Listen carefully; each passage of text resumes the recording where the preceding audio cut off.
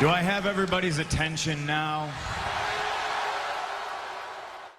Monsieur Catchtrap, la chaîne en par 4, aujourd'hui review du NXT du 30 avril 2020. On commence tout de suite avec un match pour le championnat, pour le Cruiserweight Tournament, pour le champion désigné champion par intérim, Isaiah Swerve contre El Hijo. El Hijo qui est sur une victoire contre Jack Gallagher la semaine dernière et Isaiah Swerve qui était sur une défaite. Victoire de Isaiah Swerve avec un roll-up. Je suis content de la victoire d'Isaiah Swerve parce que c'est un catcheur que j'aime beaucoup et que depuis qu'il est arrivé à la WWE, il ne fait que jobber. Pour moi, il ne fait que jobber. Il n'est pas utilisé à sa juste valeur et je pense qu'on peut faire beaucoup de choses avec un catcheur aussi talentueux. Et ensuite, à la fin du match, El Hijo est victime encore d'une tentative d'enlèvement des catcheurs masqués. Cette histoire, on dirait qu'ils en veulent à El Hijo, on dirait qu'ils veulent absolument l'enlever comme ils ont enlevé Raul Mendoza la semaine, il y a à peu près un mois et une autre personne. Ils ont enlevé déjà 2 personnes. Il y a aussi Finn Balor qui est porté disparu, mais à ce qui paraît, ils ont mis une image à un moment donné avec Finn Balor next week. Donc s'il a été enlevé, je sais pas comment ils ont su qu'il viendrait la semaine prochaine, je sais pas comment ils ont su ça, on verra ça la semaine prochaine. Candice LeRae fait ses débuts en tant que heel contre Kacy Catanzaro. Candice LeRae qui est accompagnée et managée par son mari Johnny Gargano. Catanzaro, je vais directement au final du match. Kacy Catanzaro se sort du Gargano Escape, mais Candice LeRae lui met un kick derrière la tête pour la victoire. Et ensuite, après le match, Candice LeRae n'en a pas eu assez. Elle revient lui placer le Gargano Escape qu'elle n'a pas réussi à finir sur Catanzaro, et ensuite elle confirme son heel turn. Voilà, elle confirme son heel turn et c'est pas plus mal, mais le problème c'est que ça fait beaucoup de heel à NXT comme là. En face, t'as qui? T'as Rhea Ripley qui est en train de se remettre de sa défaite. Il y a Mia Yim. Yoshirai pour moi, elle est heel pour moi. Ouais, non, vas-y. Il y a qui? Ah ouais, Kacy Catanzaro. Ouais. Il n'y a pas de heel. Tegan Knox peut-être en face. Pour moi, c'est pas des faces très pertinentes. Il faut quand même des têtes d'affiche, quoi. Il n'y a que Rhea Ripley pour moi comme tête d'affiche. Il peut aller déstabiliser Charlotte Flair pour le titre NXT. Bon, Io Shirai aussi. Mais Charlotte Flair contre Io Shirai, pour moi, c'est une rivalité de heel contre heel. À moins que Charlotte Flair turn face. Pour moi, Io Shirai est heel. Donc ensuite, on enchaîne. Timothy Thatcher et Matt Riddle nous présentent leur émission, le Nowly Bros Show. Présenté par Brian Saxton. En fait, c'est un show où il se pose des questions un peu à la con. Et ensuite, Imperium, Fabian Eichner et Marcel Bartel viennent nous délivrer de ce calvaire en tabassant, en agressant Matt Riddle et en finissant Timothy Thatcher avec un powerbomb enchaîné d'une manchette européenne. Donc encore une équipe qui vient se positionner pour les championnats par équipe. Franchement, la carte par équipe de NXT est super. Franchement, est super. Bon, ça va faire un moment qu'on n'a pas vu les Young Vétérans. Ça me ferait plaisir de les voir. C'est mon équipe préférée en ce moment à la WWE. Dans tout le monde du catch, les Young Vétérans, c'est une équipe que j'adore. Il y a les Young Vétérans, t'as l'équipe de Malcolm Bivens, je crois. Les deux monstres indiens. Et t'as Timothy Thatcher et t'as maintenant Marcel Bartel et Fabian Eichner aussi. Et t'as aussi Shane Thorne avec comment il s'appelle, Brendan Vick, managé par MVP. Ça peut être très sympa. Donc ça fait un bon noyau dur par équipe. Donc on aura droit vraiment à des matchs très agréables, je pense, à l'avenir pour la division par équipe. On enchaîne ensuite avec Adam Cole, une petite promo qui nous, en fait, ça nous confirme qu'Adam Cole affrontera Velveteen Dream la semaine prochaine. Voilà. Pour moi, la rivalité tournait un peu en rond. Il y a eu des problèmes. La rivalité a été installée pendant qu'on était en plein confinement. Donc, ce qui fait que Adam Cole et le Velveteen Dream n'ont pas eu de segments, pas beaucoup de segments ensemble. Donc, cette rivalité, j'ai vraiment eu du mal à m'investir dedans. Et bon, Adam Cole n'est pas trop présent en ce moment. En même temps, on peut le comprendre avec ce qui se passe en ce moment. Mais voilà, on aura enfin la fin, j'espère, de cette rivalité la semaine prochaine. Et je sais pas, peut-être qu'on nous couronneront un nouveau champion, Velveteen Dream. Là, franchement, sur ce match, contrairement au prochain que je vais vous commenter, ce match, franchement, je ne sais pas comment ça va se passer. Je ne sais pas. Je sais pas s'il va si ça va se passer en opener, si ça va être le main event. Parce que NXT ils savent faire aussi des petites surprises comme ça, mettre les matchs, des gros matchs en opener. Ça ils le font souvent ça. Mais je pense que ça va être quand même en main event, c'est quand même Velveteen Dream contre Adam Cole. Ça va être un très bon match, on va se régaler. Mais franchement, l'issue du match, je sais pas du tout si c'est le Dream qui va gagner, si c'est Adam Cole qui gagnera. Je suis vraiment... Là c'est la première fois sur un match comme ça que je suis vraiment... je sais pas qui va gagner. Ensuite on enchaîne avec un match pour le titre du championnat NXT féminin. Là par contre aucun suspense, hein. Clairement Mia Yim contre Charlotte Flair. Une rivalité basée sur le néant. Charlotte Flair qui dit qui met Mia Yim sur un piédestal, il la met comme si ils avaient suivi de carrières parallèles, parce qu'elle dit oui j'ai envie d'affronter Mia Yim parce que la première fois que j'ai affronté Mia Yim on était ensemble, la première fois que j'ai mon premier match contre à NXT j'étais contre elle, et ensuite nous avons suivi des carrières parallèles et nous nous retrouvons aujourd'hui. Vous vous retrouvez aujourd'hui parce que Mia Yim elle a pas bougé et que toi t'as fait le tour de tous les rosters, t'as eu tous les titres, t'as eu tout ce qu'il fallait avoir, et maintenant t'es obligé de revenir au point de départ pour remontrer que t'es la boss en fait. Tu vas refaire le tour que t'as déjà fait en 5 ans. Mais en tout cas entre Mia Yim et toi, ce match n'a aucun sens. Mia Yim est une jobbeuse. Ça fait 5 ans qu'elle job à NXT. Elle a jamais bougé. Je sais même pas si elle a déjà eu un match pour le titre du championnat féminin de NXT en 5 ans. Mia Yim n'est pas... C'est pas sérieux. C'est pas sérieux. Autant ne pas mettre de match. Le match était pas mal. Le match était vraiment agréable à regarder. Mia Yim a fait un petit move à la Andrade, vous savez, quand il fait son spider là, contre les cordes, c'était sympa. Elle a fait une prise de soumission assez sympa à Charlotte Flair sur les... en fait, elle a fait une prise de soumission, vous savez, CM Punk qui faisait une prise de soumission dans les cordes.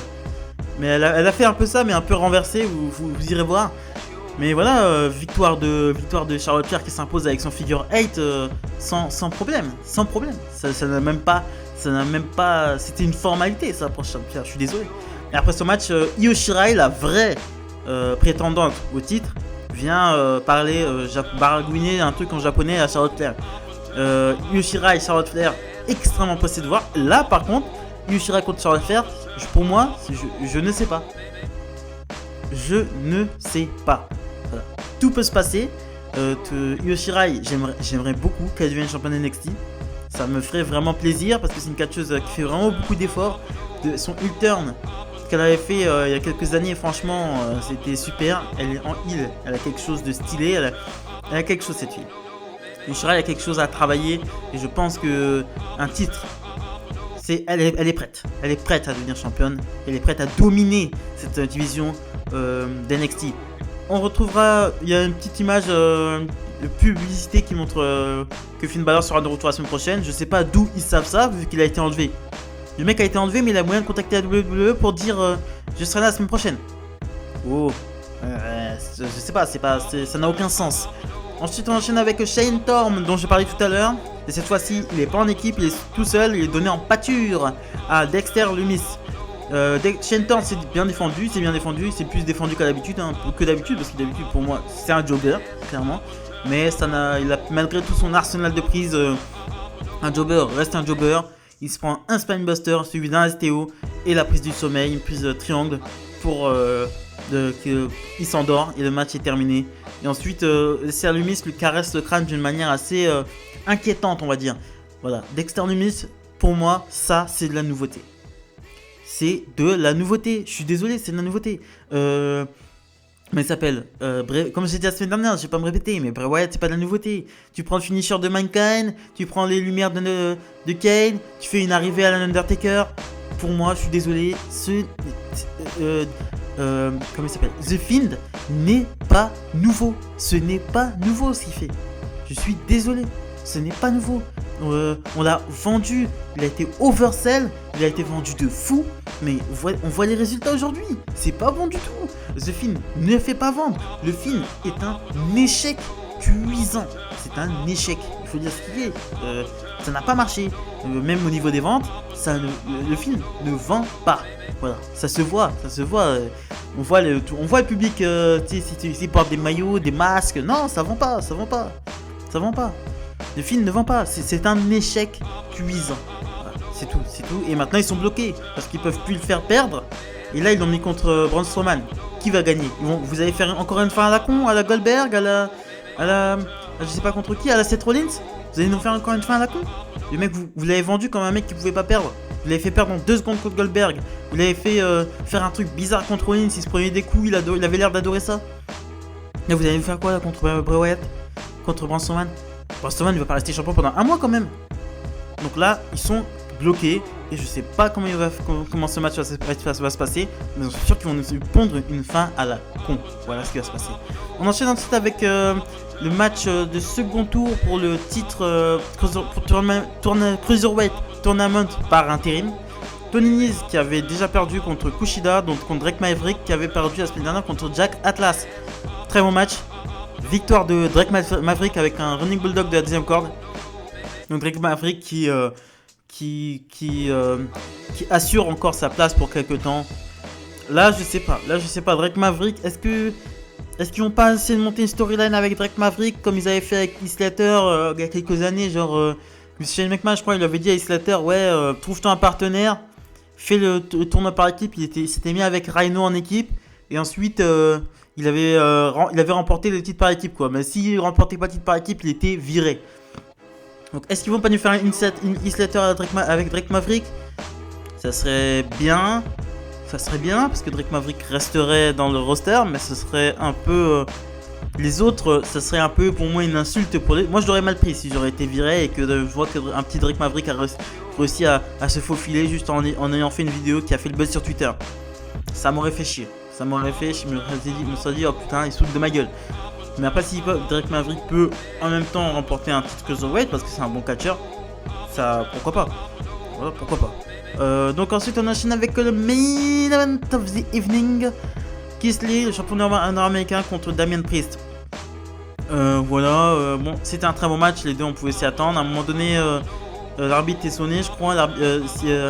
Priest essaie de prendre un bâton, sa barre de fer pour frapper Keith Lee. Keith Lee le bloque et lui met un anatémie et lui place en 2 Spirit Bombs pour la victoire. De Keith Lee qui s'impose en tant que champion nord-américain. Et franchement, Keith Lee, je sais pas qui va venir le chercher en tant que champion nord-américain. Je sais pas qui peut aller le chercher. Keith Lee, honnêtement, aujourd'hui sur NXT, je ne sais pas qui peut aller le chercher. Parce que moi, je pense que si Adam Cole bat le Dream, c'est Keith Lee qui doit aller chercher le titre nord-américain. Titre NXT. Il n'y a que lui. Il n'y a que lui qui peut faire face à Adam Cole. Il n'y a vraiment que lui. Et il y a déjà eu plusieurs trucs de teasés.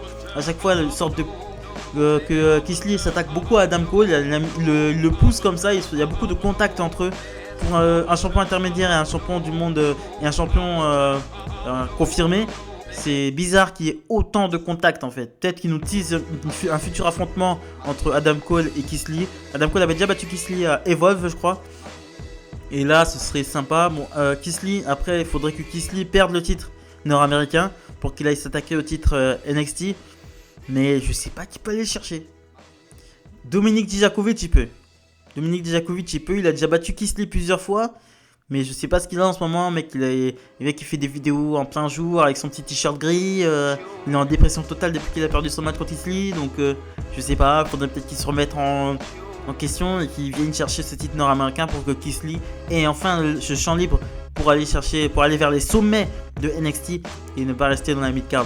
En tout cas, c'est ce que je pensais du NXT 30 avril 2020. Abonnez-vous, likez, commentez, très important pour le développement de la chaîne. Salut les amis!